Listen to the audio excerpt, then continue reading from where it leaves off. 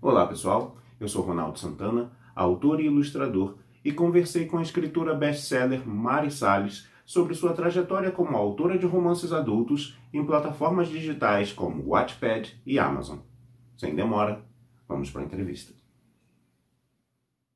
Primeiro de tudo, obrigado, Mari Salles, por ter aceitado o convite, estar aqui com a gente conversando, poder contar sobre a sua jornada como escritora, né, que é bem prolífica, né? Você escreve bastante, é conhecida inclusive por isso, né? Por ser muito produtiva aí num espaço muito curto de tempo. Então, mas antes disso, eu quero saber como é que era a Mari Salles antes de 2016.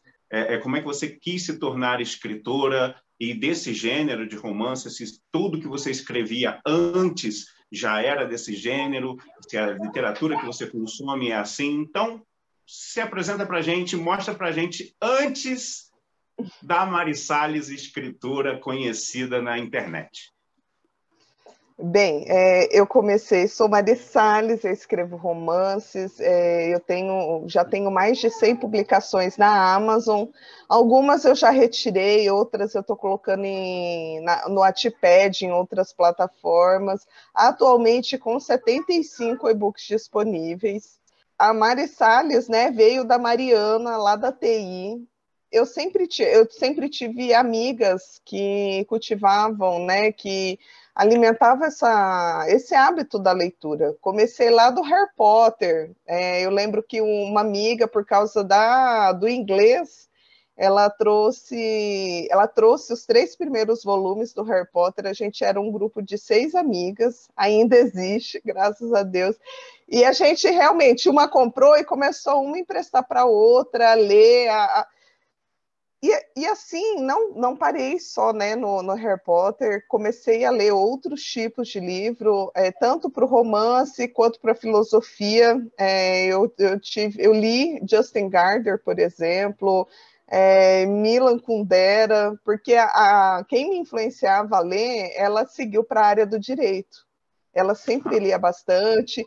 Aí eu me aprofundei nos romances, os clássicos, eu sempre li tudo. Aí eu tive uma mudança drástica de cidade, de emprego. Eu sempre trabalhei bastante, daquelas assim, de 18 a 20 horas por dia na TI. E quando eu mudei de emprego, eu fiquei nas 8 horas. Eu falei, gente, sobrou tempo, e agora? O que eu vou fazer?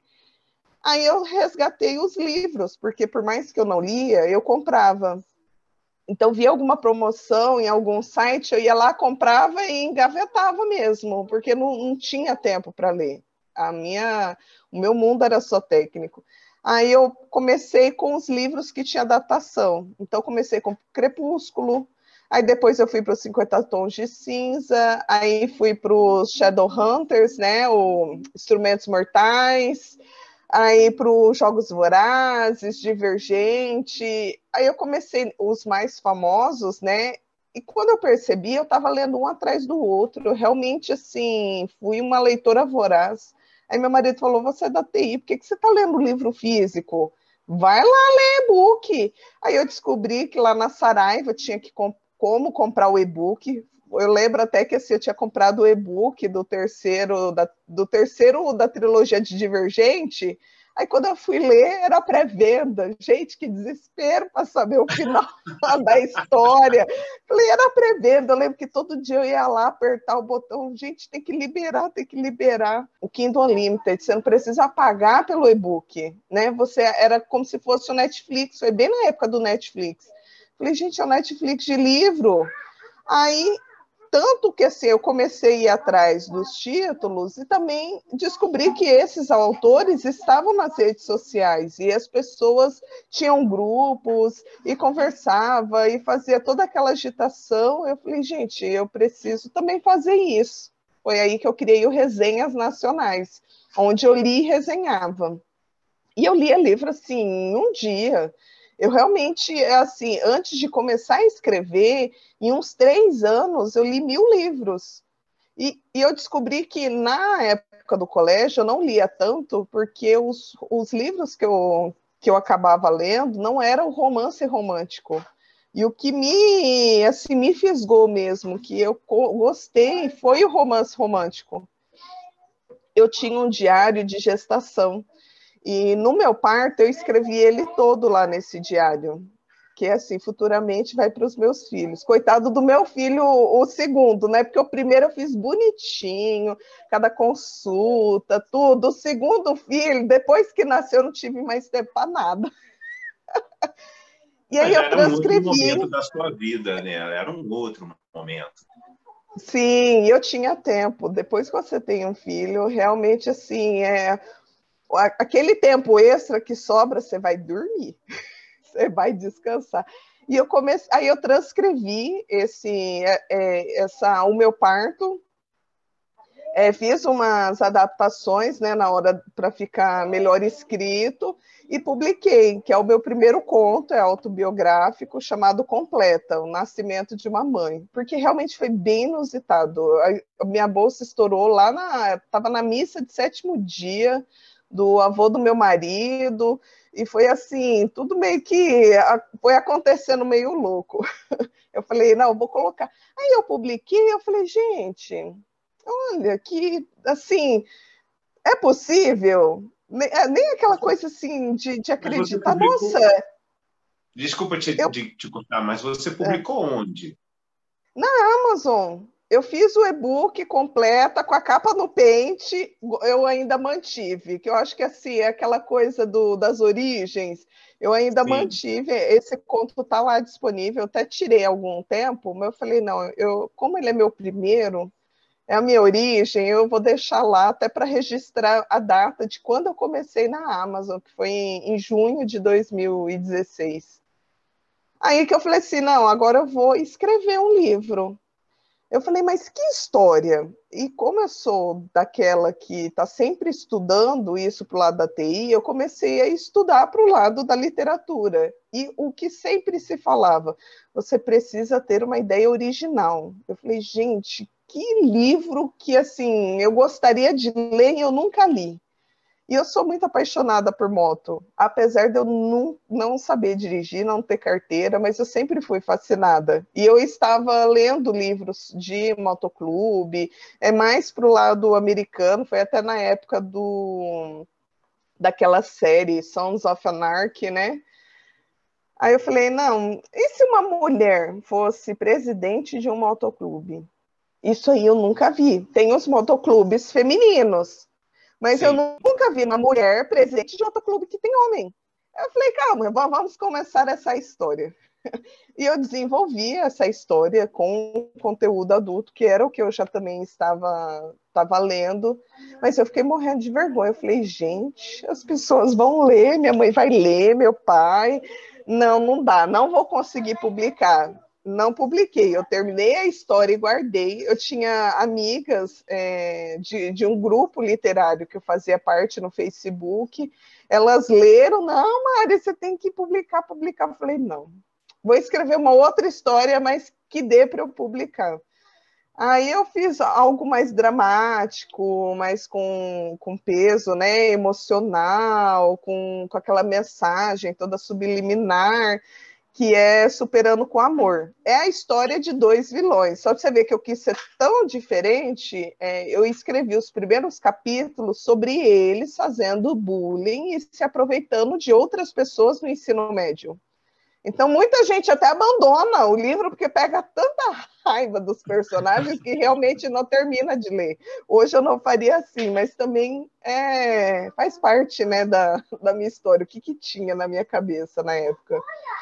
E aí eles ficam adultos e cada um segue um caminho. Uma acha que não é digna de ser feliz porque ela foi vilã de uma história e ele é o contrário, ele quer fazer bem às pessoas para compensar aquele mal que ele fez no passado.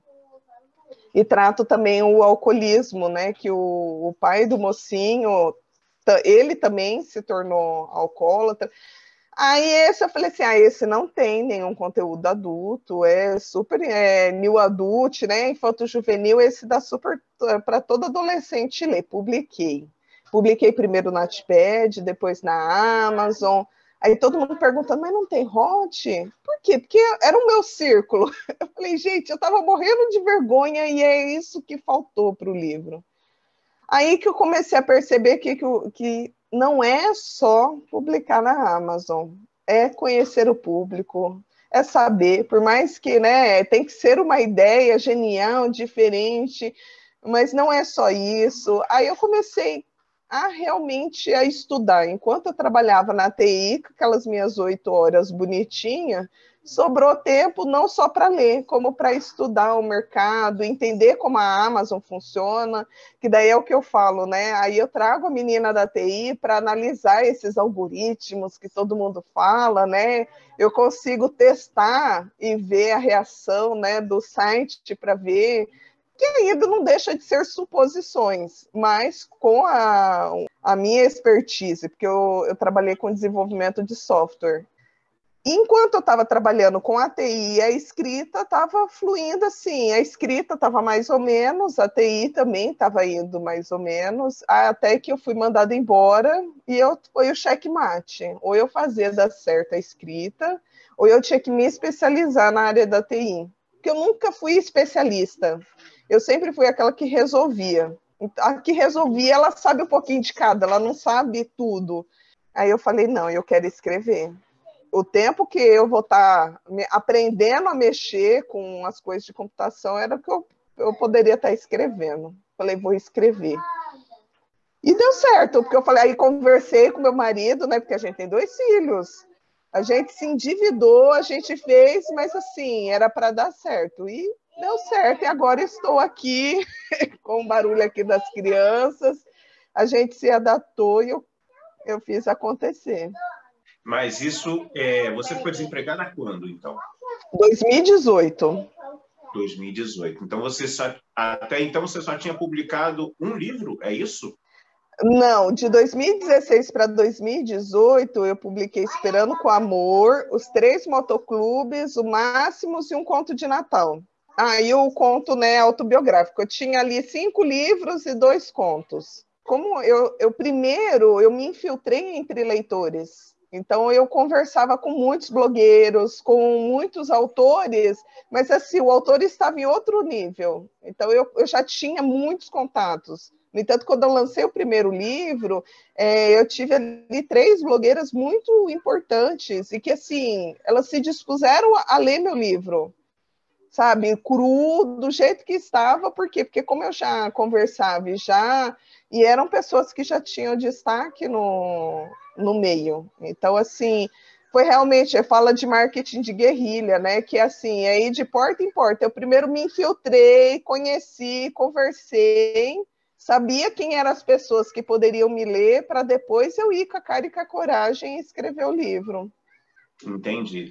Eu dei uma pesquisada, assim, a maioria dos seus títulos realmente começa a aparecer de 2018 para frente, né? Então, assim, e aí você também já falou que teve esse período que chegou a ficar endividada, e você começou com seu marido, e assim, agora é o tudo ou nada.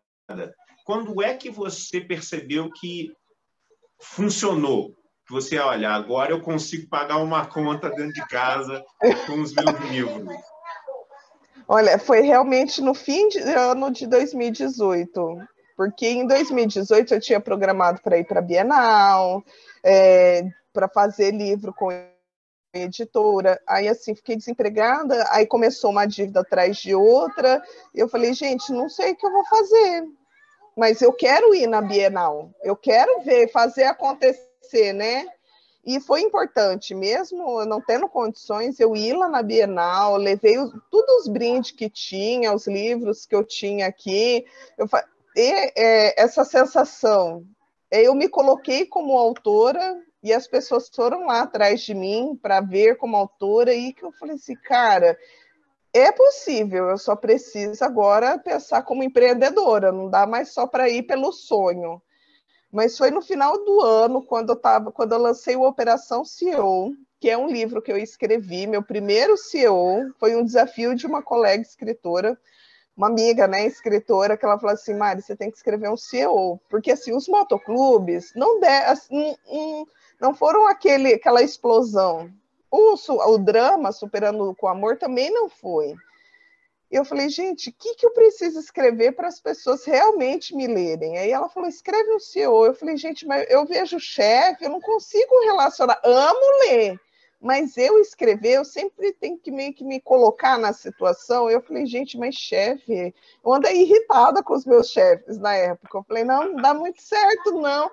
Aí, o que eu lembrei? Eu lembrei que eu me casei com um colega de trabalho, né? O meu marido, eu trabalhei com ele por 6 anos, do meu lado aqui, dividindo mesa, eu mandando ele afastar ali. Falei, por que eu não faço, né? Eu uso essa parceria, né? Eu lembro que eu tive um insight, eu estava no shopping andando com minha mãe e minha filha.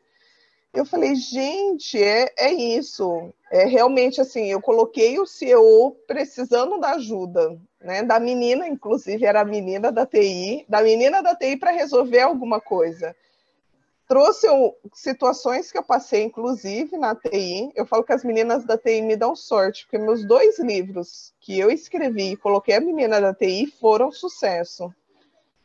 E quando ele lançou e ele ficou em segundo lugar na Amazon, e assim, o dinheiro que veio era o dinheiro exato para eu pagar uma das dívidas que eu tinha, porque eu realmente fiz muitas, e eu sou daquela que assim, aí eu pego o cartão para pagar com o outro cartão, para virar bola de neve, mas sempre naquela esperança que se eu estou trabalhando, está entrando dinheiro, é só eu ir economizando que eu vou pagando aos poucos. E o Operação Seu, eu segurei ele. Foi 1 ano segurando esse livro para eu lançar em dezembro. É o pior mês para se lançar na Amazon, mas eu lancei ele em dezembro. E ele teve uma receptividade assim gigantesca, tanto quanto a família Valentini, que é o que a maioria das leitoras me conhecem por essa série.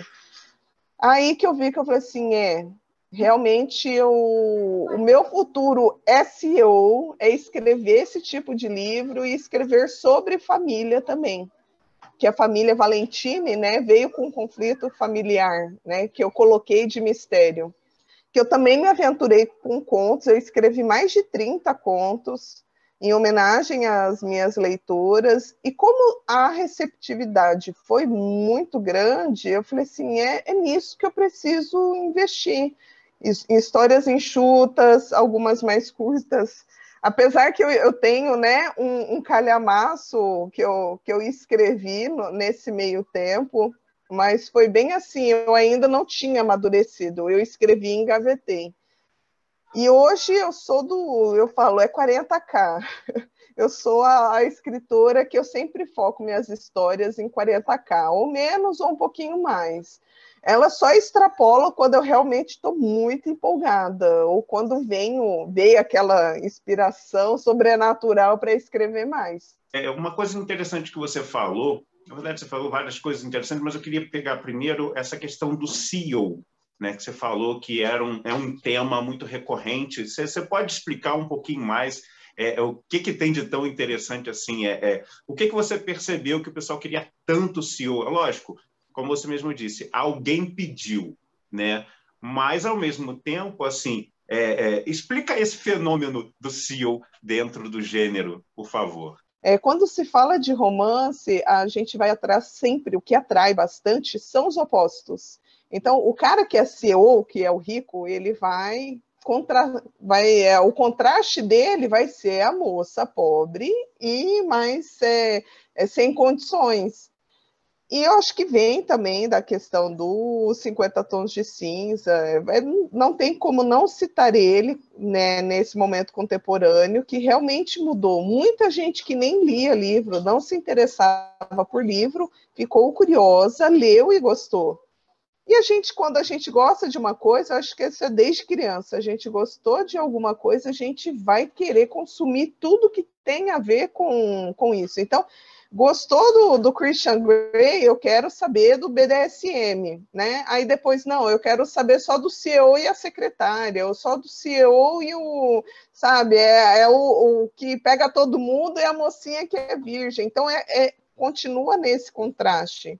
E eu acho que esse é o grande quê da questão de que atrai, No momento, o contraste que mais chama atenção é quando é hierarquia diferente, né, isso dentro do escritório, do trabalho, até porque nós, mulheres, a gente não está mais dentro de casa, a gente está lá fora trabalhando, e às vezes fica tão viciada no trabalho que não vai em barzinho, não vai em nenhum lugar conhecer. Vai conhecer no local de trabalho. Eu sou exemplo, né? Eu conheci o meu marido no local de trabalho. Então, eu acho que isso reflete muito o que acontece hoje no dia a dia. Não que vai trazer, né, a ficção para a realidade, mas é aquela coisa do e se? E se realmente fosse permitido? Eu falo que o livro de ficção, ele é um local seguro para a gente poder sonhar e fazer muitas coisas que a gente não faria na vida real, né? A ficção, o terror, né? A gente não pode matar ninguém na vida real, porque a gente tem aquela questão, o cérebro fala para a gente que é errado, mas na ficção é um local seguro para a gente deixar a imaginação. E essa provocação me fez entender que, assim, eu não preciso escrever como os outros, mas eu posso pegar aquele tema e escrever do meu jeito. Entendo, claro. E como você falou aí várias coisas, inclusive dessas experiências, da sua experiência como mãe e tudo mais, eu vi que assim tem alguns livros, eu acho que um em especial que você inclusive tem um CEO com um bebê no colo, né? Então, além de tudo, mas assim, quando você faz essas histórias de CEO, você está trabalhando com os mesmos personagens, mas numa nova história, ou você começa tudo do zero, é um outro ambiente de escritório, são outros CEOs, são outros funcionários, porque você falou que tem as suas famílias, né? Você tem a família Valentim, que você acaba fazendo novas séries, você gosta de trabalhar, você já disse que gosta de trabalhar com livros enxutos, então assim, aquela história acabou, mas não necessariamente a história daquele personagem. Então você costuma resgatar outros personagens e continuar trabalhando com eles, e mesmo assim, se você faz entra no esquema de trilogia ou você realmente mantém distância dessas histórias, aproveita só alguns personagens mas são histórias independentes? Como é que é isso para você? É aí que entra o universo Marvel na minha vida, porque eu sempre fui de não misturar. Igual, eu criei a série dos motoclubes, os personagens, toda a informação é daquele universo motoclube. Então, você não precisa ler nenhum outro. Você segue aquela série, encerrou o assunto. Aí tem os livros únicos, né? Esse que você falou foi o... Tem tanto o Pai por Acidente e o Decisão Perfeita, que tem o pai com o bebê. Eu consigo pegar o mesmo tema e trazer uma nova história. São histórias isoladas. Só que ao longo, né, depois de ter escrito ali 100 histórias, eu percebi que não que as histórias se conectam, mas o pano de fundo que eu coloco, a cidade, ou às vezes até mesmo o tema, eles se conversam. E hoje eu percebi que assim, eu já criei umas 5 cidades fictícias, livros que eu não citei o nome da cidade, eu consigo visualizar aquela cidade. O último que eu lancei, que chama Meu Chefe Intenso, eu consegui visualizar ele no mesmo ambiente que eu escrevi Um Bebê na Máfia. E assim, por quê? Porque são temáticas polêmicas. Nesse Um Bebê na Máfia, eu trabalhei um tabu aí muito grande sobre abandono de bebê e aleitamento materno. E no Chefe Intenso é um outro tabu que é o relacionamento abusivo quando o homem sofre. E, de uma certa forma, é possível questionar se ele traiu ou não a mocinha. E eu percebi que, assim, é a mesma cidade. É como se a cidade escolhesse a forma de eu abordar um certo tema. E todo livro meu, ele vai ter um tema específico de pano de fundo. Então, assim, vai ter a história, o que é o clichê, né, o padrão, mas sempre vai ter algum tema específico, que seja, que vai, aí puxa o meu lado dramático, que é abandono, ou é o relacionamento abusivo, ou é a questão de confiar, da confiança, tudo que envolve o segredo de família. Eu sempre gosto de resgatar isso, até porque é um pouco da terapia que eu trabalho, e eu fui atrás de estudar, e eu vi que eu ia enriquecer minhas histórias se eu trouxesse esse pouco, que chama constelação familiar. Já citei isso em alguns livros, meu personagem indo lá trabalhar e a terapeuta falando, ó, aqui a linha que eu uso é a constelação familiar. Muita gente às vezes vem me perguntar, né, o que é isso? Existe mesmo? É a terapia. E é meio que assim, olhar todos os livros, quais são os temas e qual é o pano de fundo. E eu percebi que tinha semelhanças, que dava para eu realmente assim costurar um universo, mas não que os livros vão se conversar. Aí que eu puxei da Marvel, né? Mas o elemento de fundo a pessoa vai conseguir reconhecer que é naquela, vamos dizer, igual o Luke Cage com a Jessica Jones, né? Não, o Punho de Ferro. Eles estão em Nova York, mas cada um em um bairro. Em algum momento eles vão se cruzar ali, ou vai ter alguma referência. Eu tenho um livro que fala das Ilhas Maldivas, e eu sempre cito o resort que se passa a história. Então, assim, aquele resort das Ilhas Maldivas, a gente comenta, né? Ah, vou lá tirar férias das Ilhas Maldivas. Mas o livro também e faz referência a esse livro que existe. Então, eu comecei a criar essas mínimas referências que não impede do leitor ler e morrer o assunto, mas ao mesmo tempo que traz aquela nostalgia de, eu lembro desse livro, eu brinco com as minhas leitoras que são os easter eggs. Alguém reconheceu um easter egg aí, ela fala, falou do fulano, que é daquele livro. Isso aí. E aí traz, resgata a nostalgia. E quem lê todo o universo, quem lê todos os livros, aí consegue ter uma visão bem ampla. Eu vou querer que você desenvolva um pouco mais sobre essa sua relação com as leitoras, mas antes disso eu queria resgatar uma coisa que você falou lá no começo, que tem um pouco a ver com um lançamento que você fez no Halloween do ano passado, né? Eu lembro que no Halloween do ano passado você lançou o Torrent, né? E, ao mesmo tempo, você falou que lá no comecinho você gostava de Harry Potter e outras histórias de fantasia, né? E, ao mesmo tempo, você também fala que você gosta muito desses romances contemporâneos.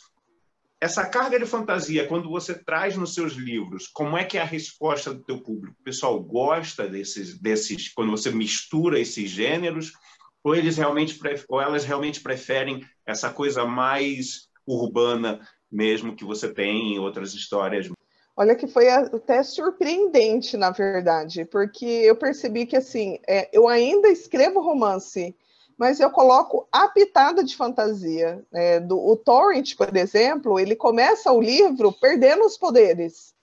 Então ele passa o livro inteiro como humano, e os elementos de fantasia acabam se tornando quase que reais. É uma outra coisa que aí ele estava lá na Irlanda e eu trouxe a fada, aí a gente tem que pesquisar, né? A fada Leanã, que é a do mal, mas assim, do jeito que eu tenho trabalhado, eu tento não fugir muito do que eu escrevo. As leitoras elas estão falando para mim, olha, eu só vou ler porque é de você, eu não leio fantasia, eu não gosto, mas porque é você, eu vou dar uma chance.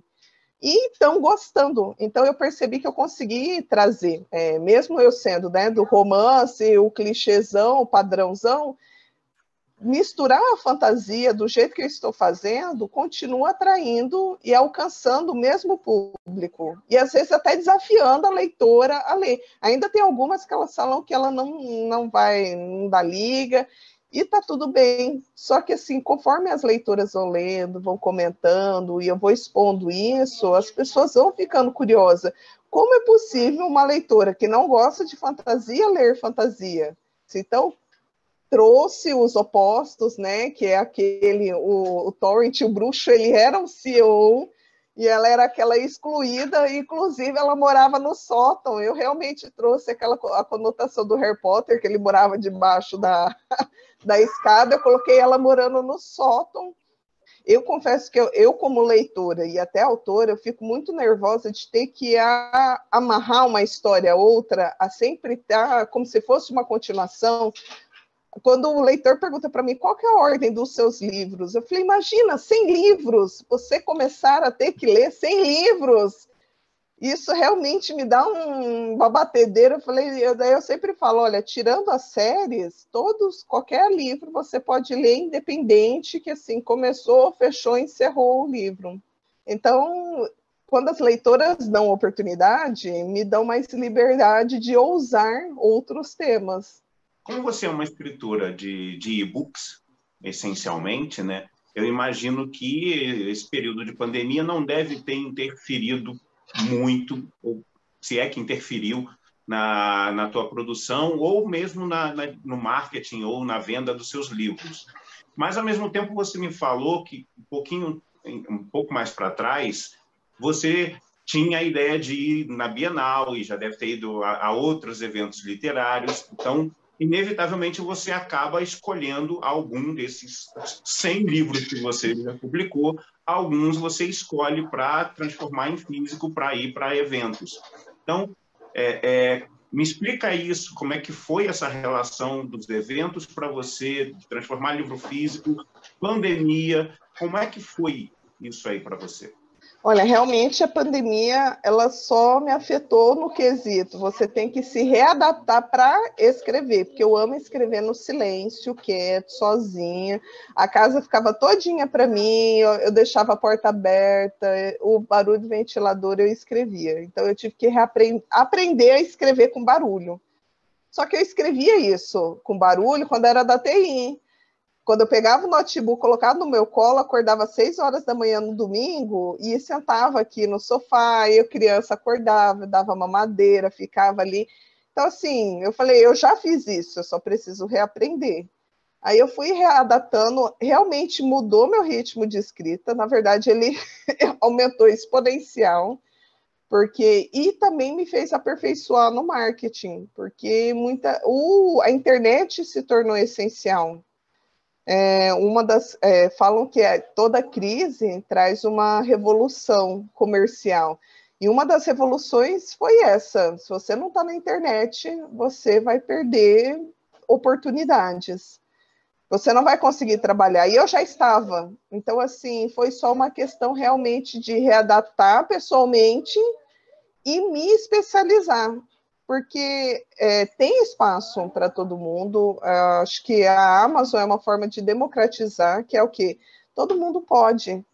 Só que nem todo mundo vai ser visto. Aí o ser visto vai da dedicação de cada um, da estratégia, de como vai trabalhar. E eu fui percebendo isso e fui me aperfeiçoando. Então, trouxe meu escritório aqui para a sala, para ficar junto com as crianças e continuar o meu trabalho. E, né, como vou escolher de tantos 100 livros o que levar para a Bienal? Na primeira vez que eu fui, em 2018, eu tinha os motoclubes. Então, eu levei os 3 motoclubes e era o que tinha. Eu acho que eu tinha uns 2 superando com amor. E de 2019, que eu também fui, esse foi o mais difícil, porque daí eu já tinha 50 livros publicados. E eu levei junto com uma amiga da época, eu levei uma mala só de livros e foi meio que contado e combinado com leitoras que iam lá, porque eu não tinha estande para vender. Então, foi na mala, combinei com leitoras que iriam pegar o livro comigo, diretamente lá para autografar. E estou agora pensando como eu vou fazer isso, né, para o ano que vem, porque agora já começam os planos para o ano que vem. A pandemia me trouxe um grande presente, que é o Grupo Editorial Portal.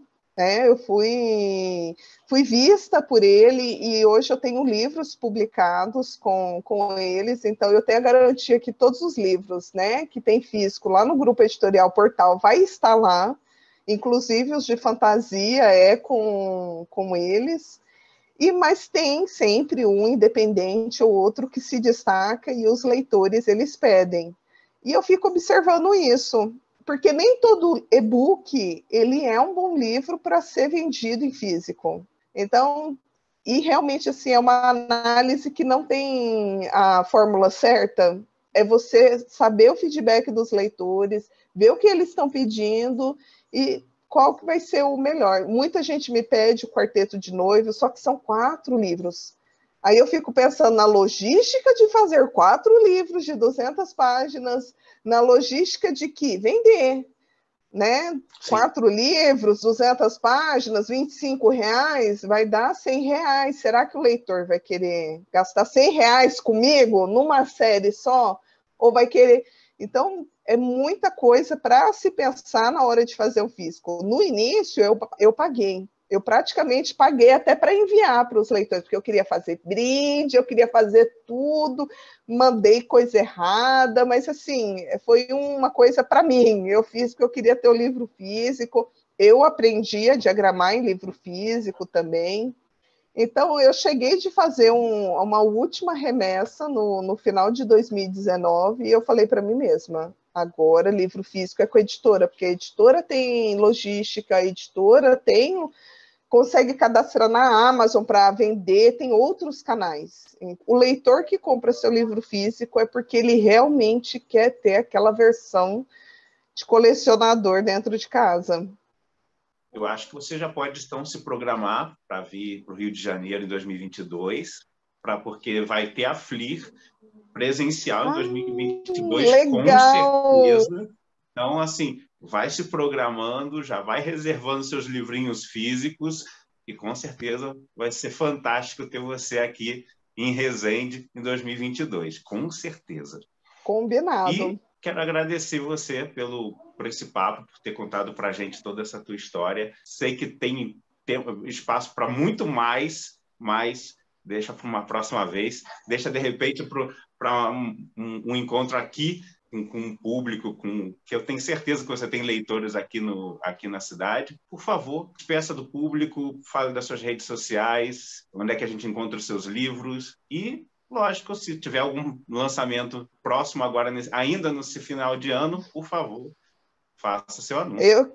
Muito obrigada pelo convite, Ronaldo. É realmente assim, estamos na literatura, mas somos de universos bem diferentes, mas foi um encontro muito legal, né? Uma conexão muito legal aí, uma ponte que criamos, que a gente tem algumas ideias bem parecidas. Fico muito agradecida e honrada de fazer parte. Com certeza vou me programar, que ano que vem já estou vacinada, já está tudo indo, vamos voltar, né?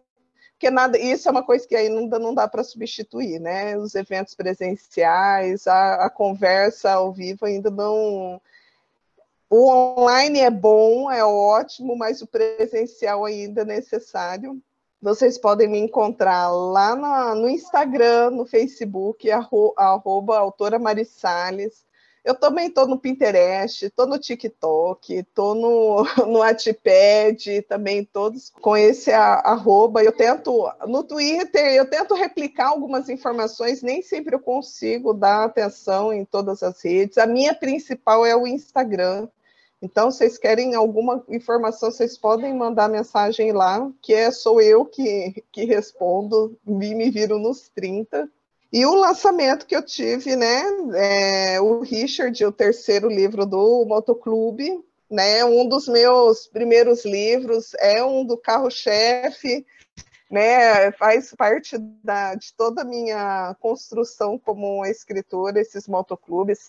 São ideias, assim, bem diferentes, e eu pretendo dar continuidade nesse universo, porque é um queridinho meu, pessoal, e eu acho que as leitoras também gostam de se aventurar nesses livros tão diferentes quanto os que eu costumo escrever e que fazem também sucesso. Meus livros estão disponíveis na Amazon e também no site do grupo editorialportal.com.br.